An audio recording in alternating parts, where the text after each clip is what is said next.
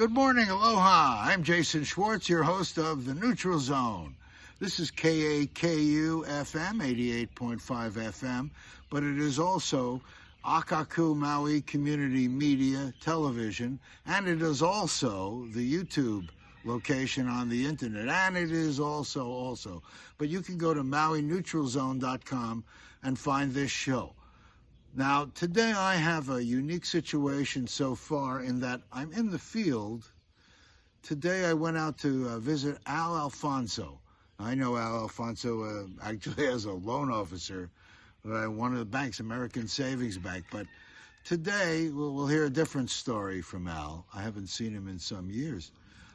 We were involved in real estate before, and I oftentimes used him as a loan officer for projects we're doing. He was part of our community.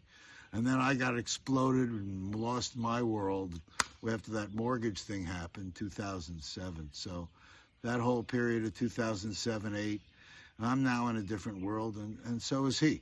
Now, this is going to be on TV as well as on radio, so you may hear us sound like we're doing something.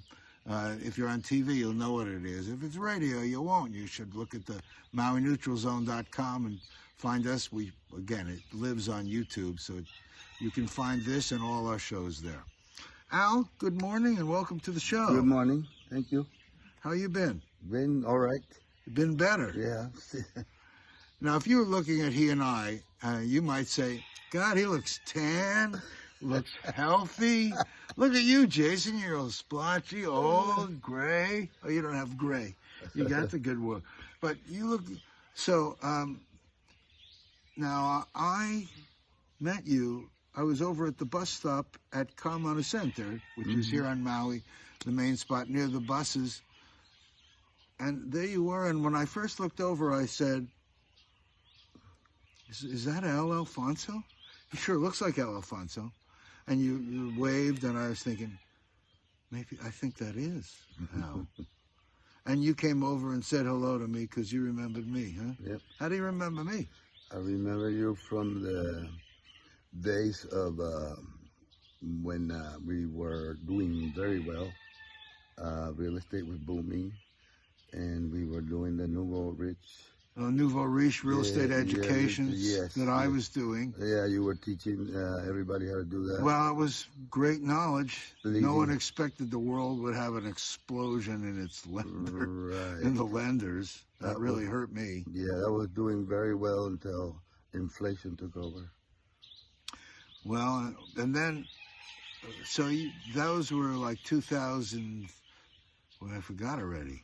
Seems so many years ago. 2007, 2008, and all the dealing with the houses and trying to deal with all that. You still were working with American? Yeah. Or different lenders? No, it was the safest place to be doing those. Oh, yeah. You go back to a bank and... especially when everything is documented loans right now. Right. Everyone becomes equal, and if you've got a big house like American Savings, they'll come to you a little bit. Yes. And they trust your lending policies, and they figure, I'm just talking, but the underwriting and stuff. The problem I had was little companies that made the underwriting too easy, right. And then the people that couldn't make payments, it just snowballed, right. And they were doing those loans that were, no income. 1% choice. If you have a choice of paying interest only, or paying interest in principal, or paying, and they had just a few different ways, you could opt to pay less than principal and interest. So if you just pay interest, your principal doesn't go down. So, ouch. And it got a lot of people in trouble, and I had buyers, and they went away when the mortgage explosion happened. But you were right; you were at the right spot, so you were doing fine. Yes, there were some loans that not only did the principal didn't go down, it actually went up. Well, they had payments that were lower than is that right? Yeah. So that made the payments so low, and putting the principal on the back end, and then when the value goes down, those properties become upside down. Negative amortization. Wow, how fun. Anyway, that's a different show, because you know why I'm here? Because May I tell my story quickly and then let you Yes. take in? Al was homeless, and some would say he sort of still is homeless. This situation that he's going to describe is unique, and everybody's got a different story. But I am in shock from people I know that have gone and are homeless and have had a struggle to find housing. In fact, as close as a relative who's been almost 13 years homeless. And when you'll hear that story another day, that'll make you sick. But wait till you hear this one. And the question isn't, are we going to hear these stories? This is the neutral zone. It's anything but neutral. What are you and I going to do? I do what I can do, and you may say you're doing all that you can do, but wait till you hear what is going on. Because I thought if you were homeless, you could find a place easily.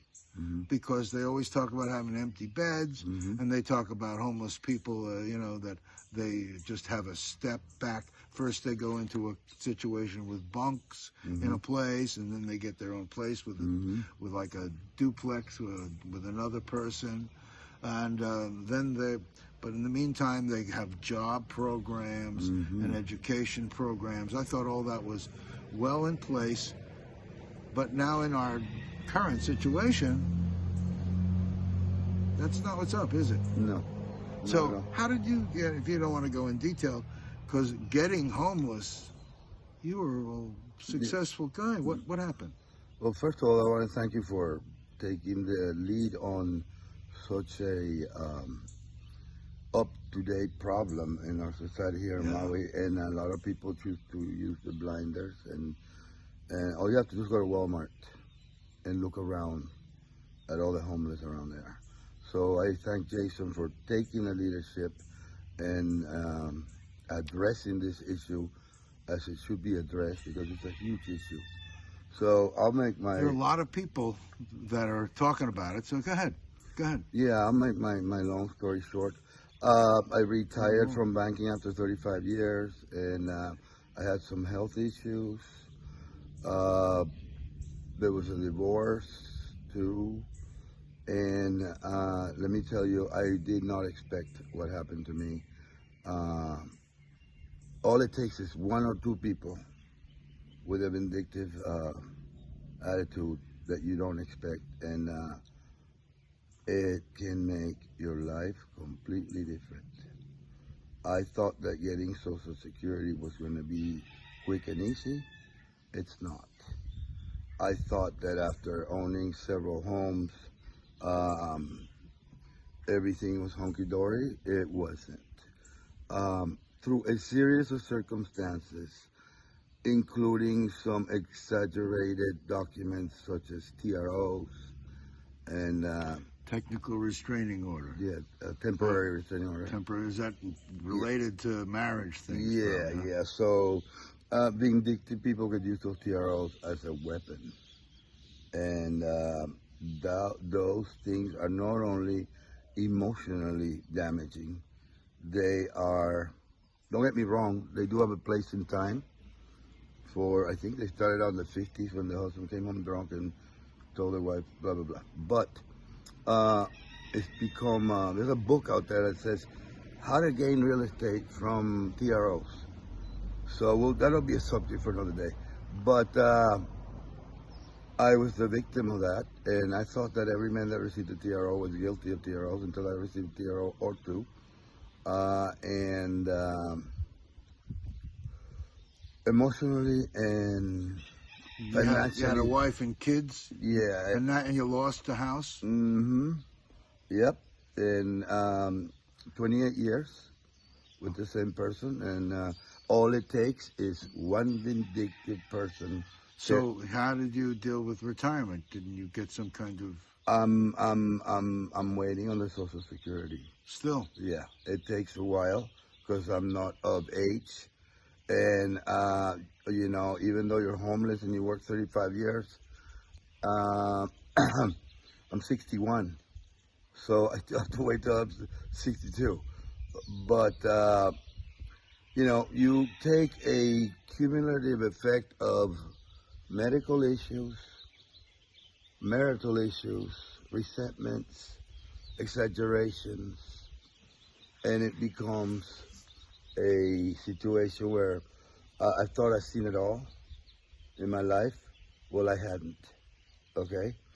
Um, Through a series of circumstances, I ended up homeless. I was leaving my car, and that got stolen. I don't know where the Aloha is gone on Maui. If I was one of those that went to Walmart, never paid attention to anything around Walmart, and now if through people like Jason, we should be aware of what's going on.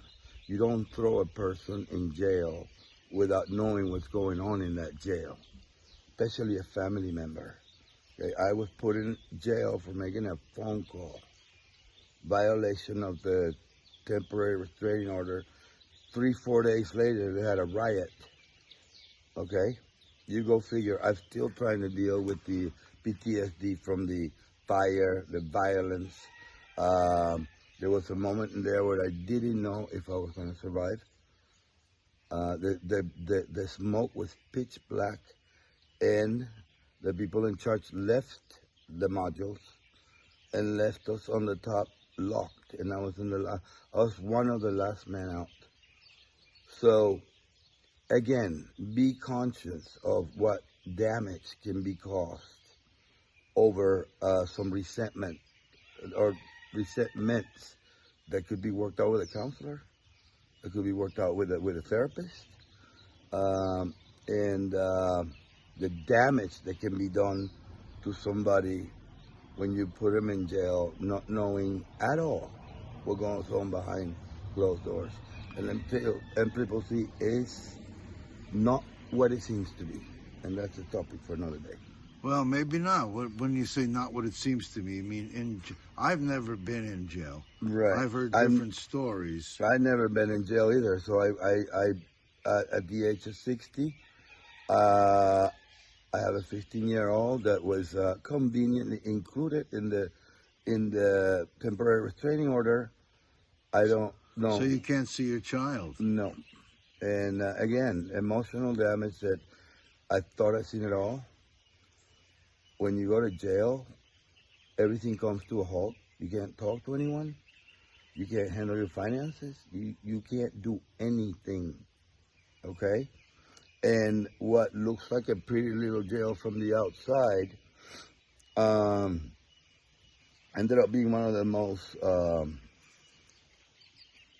let's say if it was a company, it would be bankrupt, okay?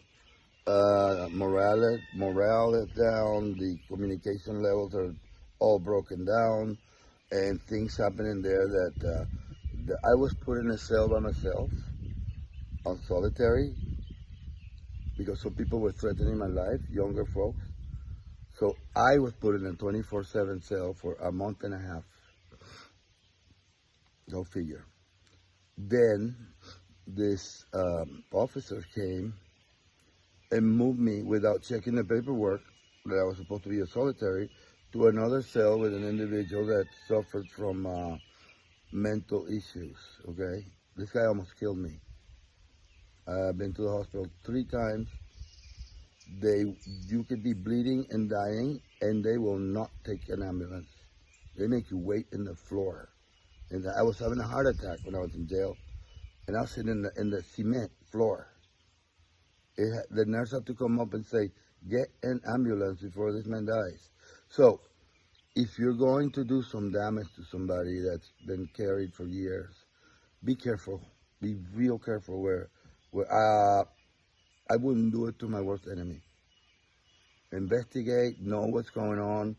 Like I said, I'm showing up at a jail over a phone call, and the next 3 days later, I almost died. You know? And so how long were you in jail? A while? 2 months. Just 2 months? And then 3 months. Wow. Because this is another situation that Maui, again, just like the housing situation for the homeless, the public defenders don't really look at the cases because they're overloaded. So they'll go tell the judge the wrong thing, and ultimately it's the person that's in jail. I won't say any names, but I had to replace a couple of them because they didn't return calls. They go on vacation the day of the trial, and so it delays and delays and delays. And I've seen them change public defenders on people. yes, And so you don't have any continuity with what you're doing. You don't have any way to plan your defense. Right. You rely on a public defender and hope that they've got it together. They're your defenders. I've seen people plead guilty when they weren't guilty because they didn't want to stay in jail to fight it.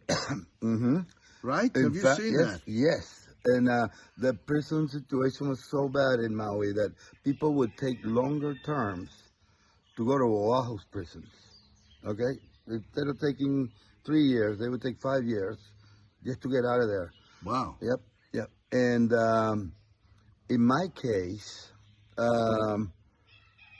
when I started noticing that there was 4 people to a cell that's supposed to house 2, there was 100 plus men in a module that's supposed to house 80. I can sense the volatility in those places. I've seen women also have had, they're sleeping on the floor. I slept in front of a toilet on the floor, and got infected with what they call MRSA, and did not get treated for about a week and a half. So, behind closed doors, the autonomy that those people have, because they are the law, or it's a version of the law, leaves them a lot of room to do a lot of damage. Okay? And when I came in 3 days into this deal, I called the public defenders, both of them, and said to them, I think there's a lot of volatility here in this jail that I'm not an expert. First time I ever been to jail. I'm not an expert in the subject, but I see this is like an explosion waiting to happen. And both of them told me, "Oh no, don't worry about it." The next day, there was explosion, riot, fire, and they were keeping it down as to a minor disturbance. So I almost died in that minor disturbance because the ACOs, which is the law in there, took off with the cells locked, and then a fire happened. If it weren't for the other inmates, I would not be sitting here today talking to you. It's that simple. Okay? Wow. So yeah, that's quite a story by itself. That's only a little piece of your story. The other effect of being in jail is like the head public defender said to me, by the way, a very rude man. I will not mention his name, but he goes by Pili. He said to me, "We put you in jail to ruin your life." And that's what they did. Okay? You can't do anything financially. You can't. And I'm 35 years moving and shaking and making things happen to come to a halt like that. The effect emotionally, financially, and everything. And then you come out and you find out that your house has been TRO'd, or that you don't longer have the family support, and there's no place to go. And that's what we're here today for.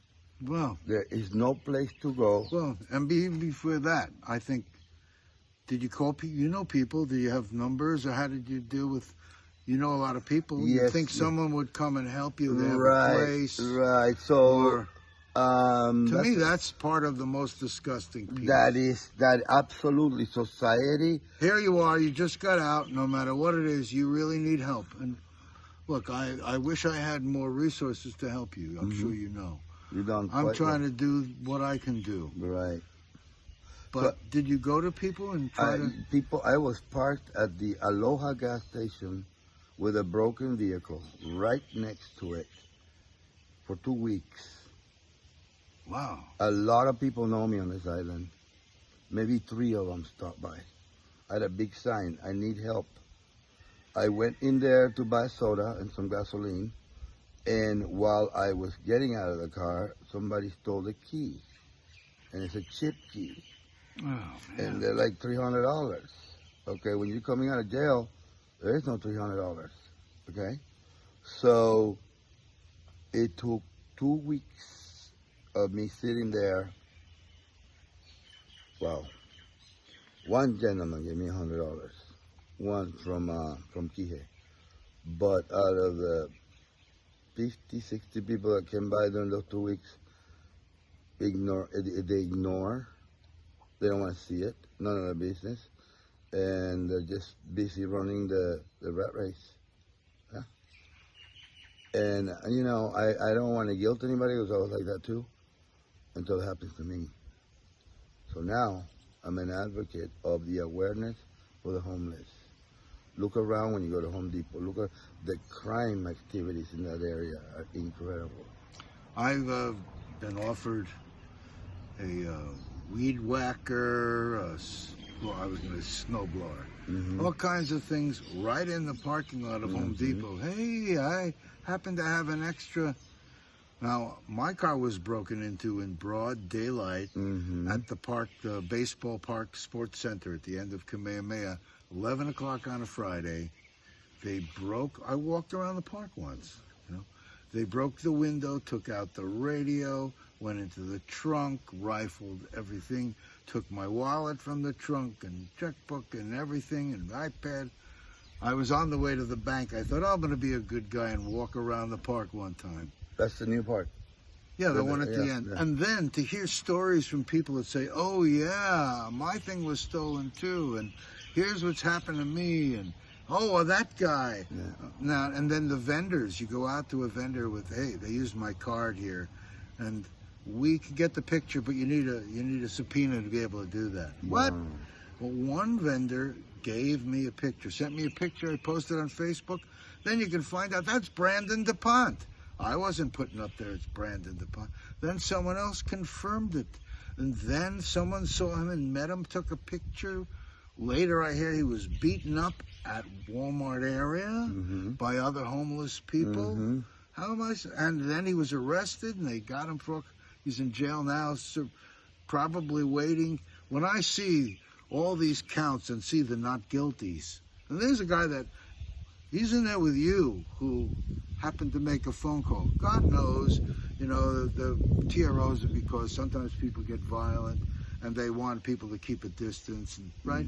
But I remember a friend asked me to get a computer from his ex because he was at it and he needed his computer. So I called, and they called him in on a TRO because I called to get his computer that he needed. And so, like, I can see how innocent this can be. And you're in with that guy that just broke into my car, was beaten to a pulp, I'm saying, from other situations. And yes, the other homeless, oh yeah, that's Brandon. He stays down at the park. He works that area. So it's like, what are we doing? Are we creating? When you got into jail, when you got out, did they have anything for you special? No, they just drop you on the street with no money, no nothing. No money. Goodbye, whatever you got, that's it. That's it. I did it with a lady and I helped her out, but it was after hours. You go to the shelter, oh, you got to be homeless for a day. You come back in a day, sorry, there's no room here. Well, why didn't you tell me that yesterday? Right. And what do you mean there's no room here? Don't you have tents and cots? Don't you have some way? Don't you have a program to help people find some kind of work or some kind of way to feel a sense of place and balance? You went through all this. Did you get into a shelter immediately? I tried all of the shelters, the Life Family Place. The Family Life Center there? All were no. There's a waiting line. Waiting lists. Yeah. Hear that, council people? Hear that, Mr. Mayor? All these times you're talking about housing programs. That's not a housing program, that's a list. We all can make lists. And we're going to talk about solutions on another show. Because there are solutions, but right now, to me, when you're homeless, does it feel like an emergency? Yes, it does. It sure seems like this is an emergency. It isn't, we'll deal with the homeless problem.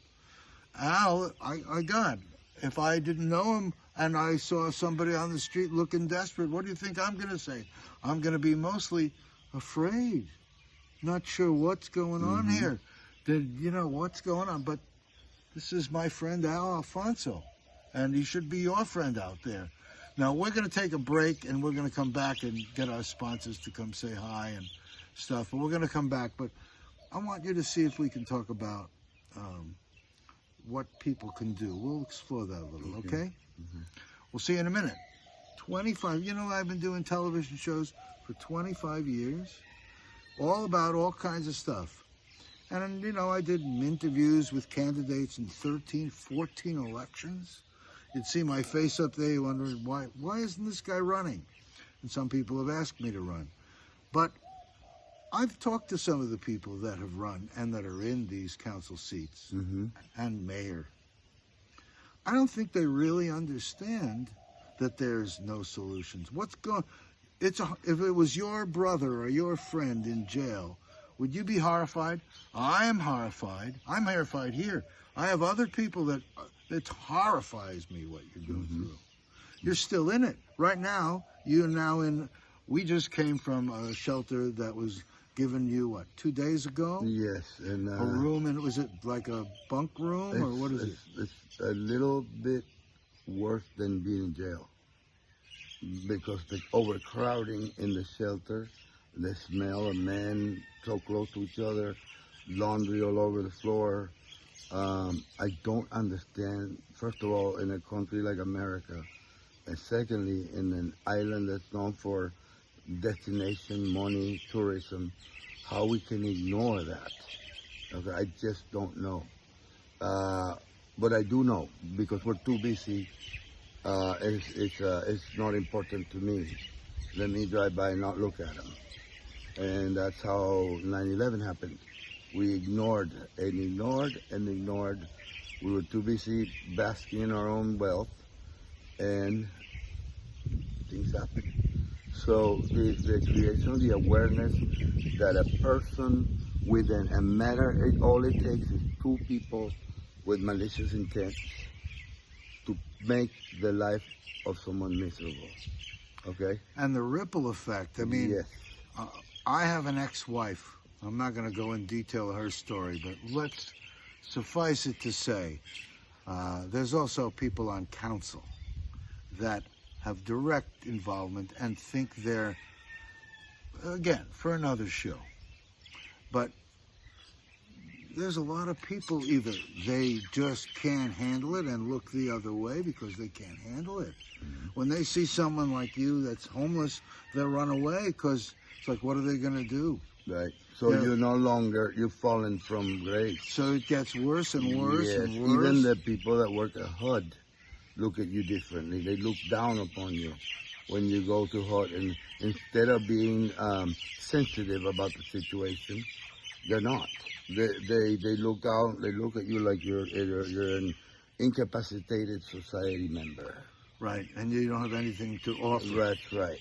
And are there any job programs that are there? Any kind of ways to be productive or earn money and be able to move out into anything? Nobody guides you into anything. How long are people at the shelter?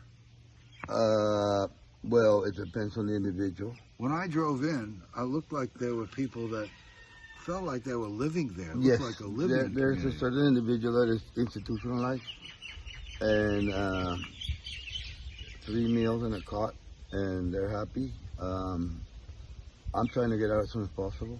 But the question is how? The question is how. Isn't that the question? Yes. So if someone out there, you can call me. You probably have a phone number too. We're going to put it on the screen. You don't mind? Yes. No, I don't mind at all. You have an email address as well? I do have an email. We're going to post that so it'll be up throughout the show on occasion. Okay. But you can tell us, because if you're on radio, you can't see it, see? Right. What is your phone number? My phone number is area code 808-283-7153.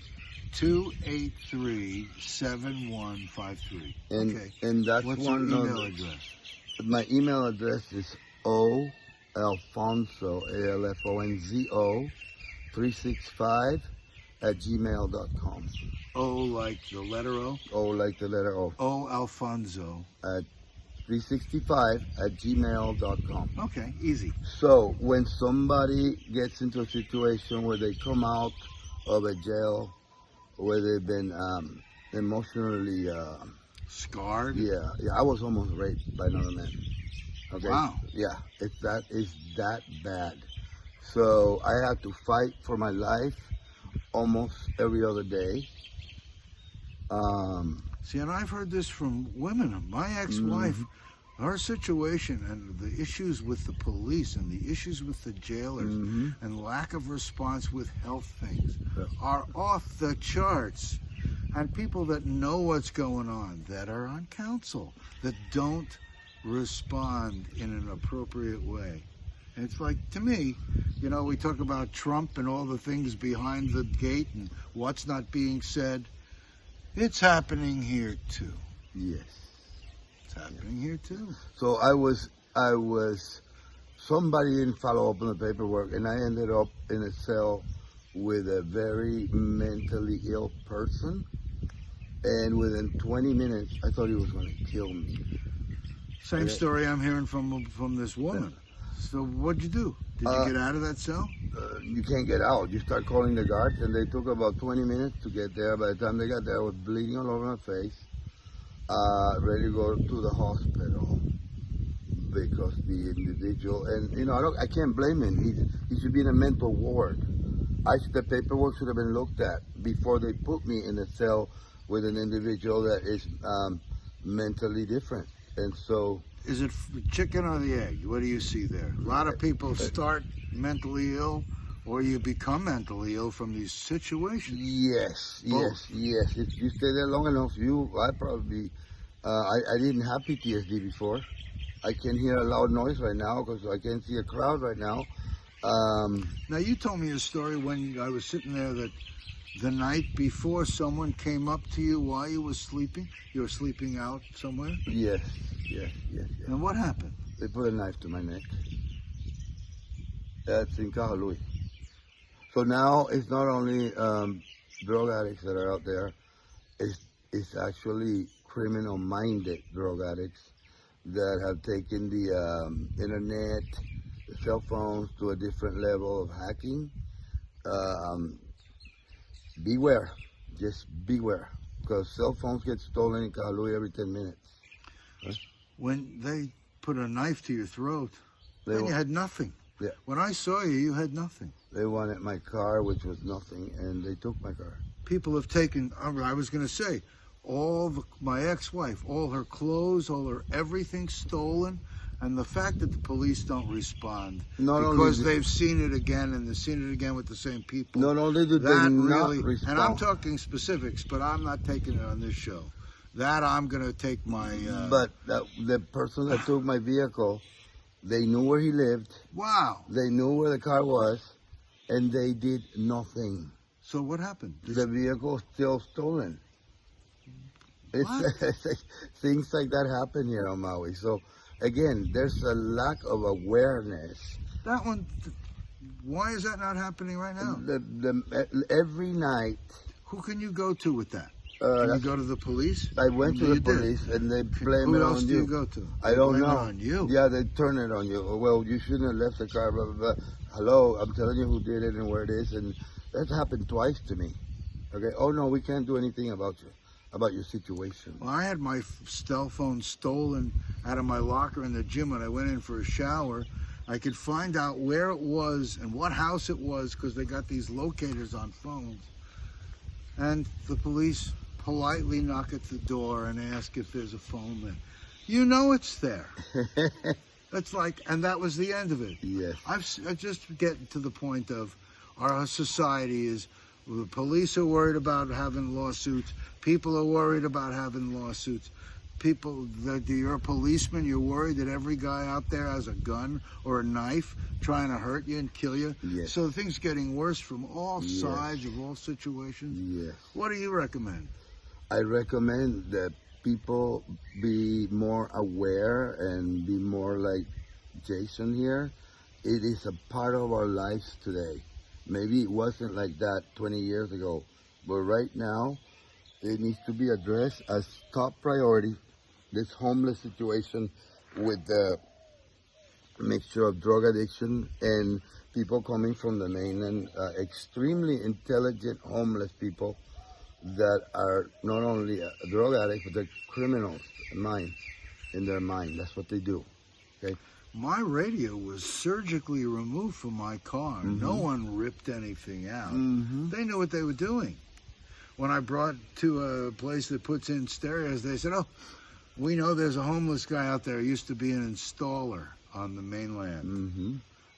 So it's people are bringing their skills here. There's a man that lives in Kahalui that has hacked 10,000 cell phones. Beware, one of them could be yours. And they park at the Home Depot parking lot. They rob the Home Depot daily to maintain their addiction. And nobody sees that. It's unbelievable. They're too busy, I don't know, watching football or whatever, making more money, getting promoted. So, I mean, it is a hard problem to deal with. Yeah. You know, as much as he's saying that, we know that there are many policemen that have helped you and will still help you. Yes. And will be on your side. But we know it seems like overwhelming to all of us because so much crazy stuff is going on. So many things that aren't being caught. Or even when they're caught, they're not being acted on. That's right. And yet we don't want a vigilante attitude. I mean, when I wasn't getting activity on my stolen thing, I went out trying to find the answers and then kept trying to deliver them to the police. And when they finally did engage, it was maybe a week and a half after the incident, they did bring it in, that information, but a week and a half. Right. Everything I have is gone, never got anything back. You know, it really is devastating. When you have a vehicle like this, I mean, who handles that? Shouldn't there be some aggressive, when you say, well, maybe there should be, but that police officer is working on 83 other cases that he's trying to do. And he's got people like me screaming, why aren't we this? And how come I don't find that? And I'm the white guy. Excuse me. Yeah. Meaning that I complain, but it doesn't seem real. Right. You have a little ethnic thing going for you. Yes. You have other issues Yes. because of the prejudice. I guess prejudice comes in all ways. Yes. I'm sorry. Yes. It upsets me very much Yes. that our society hasn't grown up and that it feels like we're ricocheted back into the 1940s and 50s in the way people's attitudes and the racism and the slurs and lack of integration and polarization. That's not going to do what we need to do. We're on an island especially. So what can we do to help it? I mean, it seems like... Before I say that, let me give you a little statistics. About 2 to 3 cars get stolen in the Kahalui, Waluku area every night. All those cars that you see out there abandoned, there are specifically trained people out there that all they do is take those cars and make them theirs. So it is not the Maui of even 2006. It's a completely different Maui right now. Now, being that I was a banker and a numbers man, I was sitting in jail doing nothing because there are no programs. You eat and you sleep. You eat and you sleep. The average age in those jails are about 22 to 23. Most are hooked on ice and on a cell phone. You take away the ice, you take away the cell phone, and you don't give them anything to correct themselves. That's what they call these institutions, right? Corrections offices. But they don't correct anything. They just feed them and send them to sleep. So I've seen it firsthand. 75% of people that are there are drug addicted and they're young. You take away the cell phone, you take away the drugs, they do not know how to interact with each other except to fight. So that's another major problem that is not being looked at either. There are no programs going on, no education things? No, sleep and eat and fight. So again, for those of you who don't know what goes on behind closed doors, for those of you who don't know that it takes 2 weeks to clean a shower where they do the intake, okay, that is the most disgusting thing I've ever seen. They bring all the people to that shower, but they don't clean it because they don't have a cleaning crew paid for. It's all done by the inmates. Okay, so, and there's much more that I can say, but I'm going to keep it like that. So, being a numbers man, I started adding, okay, the cell phone. Come a little to me. The cell phone, Okay. a Maui beater. You can't do anything in Maui without a vehicle. Okay, I'm in Lahaina now, and I cannot walk anymore. I try the bicycle way. It is a vehicle society. So, A bicycle way. yeah. You told me that. The bike lasted one day. There's an epidemic of bike stealing in Lahaina that is also not being watched anywhere. Oh, we know, but we don't do anything about it. Just last night, we had a hit and run. The lady died in the middle of the street, and the person left. That's where we're at. 57-year-old woman. You? Huh? Oh, I saw that in the paper. Right here by the Texaco. Oh, it was here. It was here, yeah. And I don't know how somebody can just leave and live the rest of their lives carrying that. That's a topic for another day. So, doing the numbers. Look at the things we're talking about. Yeah. Horror upon Yes. horror upon horror. And, you know, the government can only do so much. It takes all of us, first of all, being more responsible and respectable, but not treating these things lightly. Go ahead, please. So, now that the previous question is, what happened to the friends and all that? You know, I don't mean to say this in a bad way, but I've helped out a lot of people in my life. And it was those people who turned their back on me faster than the rest of them. So where are we heading in this society? Okay, I don't know. Okay, people spit at me. They look at you like you. 2 weeks parked in a car at Aloha gas station by Home Depot. Nobody noticed. Nobody came by. What happened to humanity? You know, somebody hits a woman in a gas station, kills her, and leaves. Where are we heading? So back to the initial solution, and this solution could work for people that are like Jason and I. We're self-starters. I've had a couple ups and downs because it's the nature of the business, but nothing like this. And luckily for me, I always come back. I'm watched for.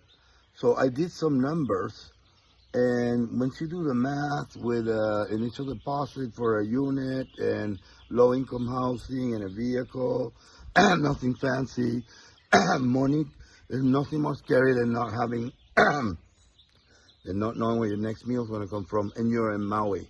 You're not in India, you're not in Africa. There's nothing more scary than not knowing where your next meal is going to come from.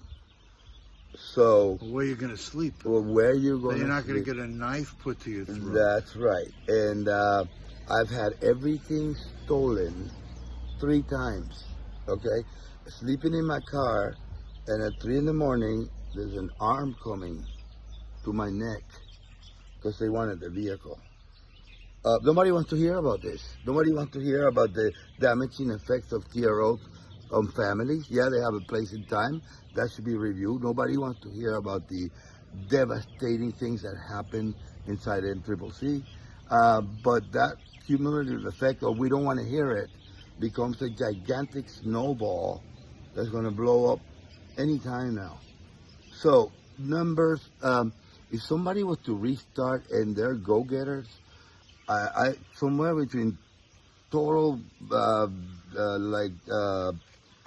telethon raising money would be somewhere between 3,000 and 5,000. Get a go-getter started to get a job. A go-getter. Yeah, Sorry. A go-getter. So, there are lots of things. We're not going to talk about them today because there's no. Believe it or not, we're running out of time almost here. But I hope that you'll join us again. But when we talk about solutions, $3,000 to $5,000 per person, for $3,000 to $5,000 per person, it's hard to. You can't take it out of the air, and people aren't willing to pay for that. That's why I say this is an emergency. And they can't even get you out of the shelter, can't even get you into the shelter because it's too crowded.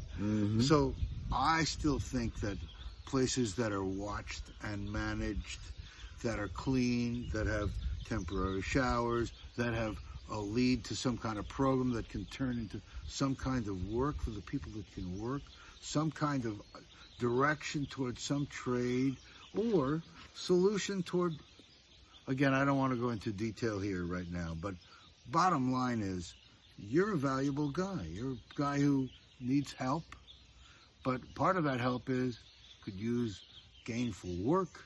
Never mind we're go-getters, you know. How do you get a go-getter and say, oh yeah, I'm going to go work at your job, and then I'm going home to that bush because I live there. And then when you come in the morning, you got a shower. It's like, you need help. That's an emergency. That's not, we need to develop housing program, and 2 years out, we're going to have 60 units ready. That, to me, is why I say this is housing and homelessness are two separate issues. And on an island, it's different than the mainland. What are you going to do? Push people into the ocean? We give people nowhere to go, nowhere safe, nowhere to be able to regroup. And we don't want to encourage people coming from the mainland suddenly will develop an upper class homeless population. But we want to keep it human. But we should be human. And find, again, I don't want to go off in subjects here, but you're very brave to come on and talk with me. I really hope that people in our community, both listening audience and viewing audience and anyone on the net, takes the time to see what they can do to help Alfonso. I really appreciate it. And I hope that nobody has to go through what I've been through, the humiliation, but something good will come out of it. Something good is happening right here. Yes. You're helping people that out there may get a little bit of help. And yes, they should be careful because, like you say, it's crazy but true. Things are crazy out there. You know, if you were looking at the two of us, in fact, you might think I'm more homeless than you. I have ripped sleeves here. Anyway, thank you for really joining me here, Al. I don't even know how to tell you. I cry inside to know that others aren't reaching out and that the programs are inadequate and there's no bringing people back into society, and that people that go to jail are thrown out on the street, and while they're in there, they're just managed. They're not helped. And again, I'm happy to speak to people in jail. There are programs that I'd like to see in jail, some that I see, but the impact will take more than just a little bit of, there's a lot that's needed, and it's going to take, I really say that truly. I think all of us really need to look at what we can do to help. You know, if it hurts, it's still okay. You can help. I don't have lots of resources at all, but I do know that I'm not going to let days go by where people don't get help. Proactiveness. Thank you very much, really. And thank you. Now I'm going to be bringing you back to the shelter. And how long do you stay there? Months? And they have a thing like, okay, when you have to get this job by this date and this. They have anything like that to you? Again, it depends on the person and how actively they are. So, but it's nothing that is monitored well at all. Overcrowded, dirty. The bathrooms don't get cleaned.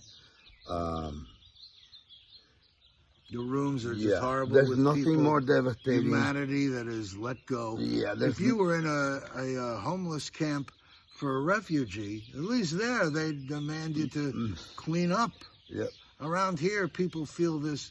You know, it's a very tough thing to try to deal with people that are homeless by choice, others homeless by predicament. That's right. And there's nothing more devastating to the human psyche than one agency telling you, no, we don't do that. MEO bounces you to the other one bounces you to Catholic Charities. I walked up and down that hill. If anybody of you has seen me, I don't have a car anymore, and the bus takes forever to go from Kahului to Waluku, okay? And so I have walked that hill up and down, Catholic Charities, the MEO, the police department, the program this, program that. All of them look at you and say, we can't do anything. So I don't even know why they're advertising that they're helping when they're not. Totally devastating. I'm obviously happy to have people from these departments to come on here, not to really defend yourself, because there is no defense. The people that you don't help, you don't help. The people that you help, bless you. But I know you're overworked. Let's find a way of creating emergency programs that work, and not assume that everybody out there is going to come in for treatment and someday, but there are people out there that don't need treatment, that need help. I mean, again, it may sound, if you don't know what's going on out there, you may think that I am stretching truth. I, in fact, am being conservative in what I'm saying. Would you you see that? Yeah, right? I haven't slept on a real mattress in over a year and a half. So just try and digest that. How to go from the Sleep orthopedic to cots, mats, And the ground. and the cement. Yeah. Yeah. So it takes a toll on there are jails are for criminals, and we need to address the homeless situation. The jails are not for homeless people. Okay. Thank you.